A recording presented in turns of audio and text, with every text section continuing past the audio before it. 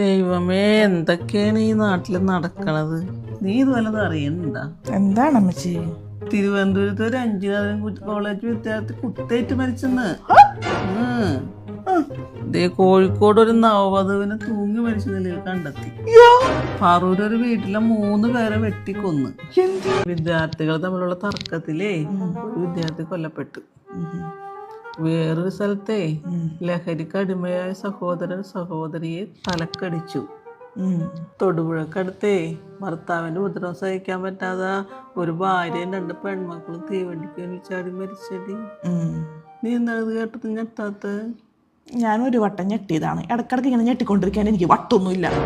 ഈ പ്രശ്നങ്ങൾക്കൊക്കെ എന്തെങ്കിലും ഒരു അവസാനം ഉണ്ടാവോ? പിന്നെ ഉണ്ടാവും.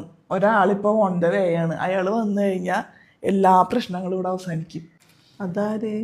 അതാണ് ലവി അച്ഛൻ. അത് ഈ കടലിന്റെ അടിയിൽ ഒരു പാമ്പാണ്. അതിങ്ങനെ വരും, എന്നിട്ട് എല്ലാത്തിനും തൂത്തെടുത്ത് കൊണ്ടുപോകും. അപ്പൊ തീർന്നു കിട്ടുകൊള്ളുമാരുടെ കുന്തെളുപ്പ് കുത്തണല്ലോ എന്ന് പറഞ്ഞ് രണ്ടാമത്തിന് കുത്തണം, മാങ്ങണം, കുത്തിത്തര ലവി അച്ഛനൊന്ന് വന്നോട്ടെ.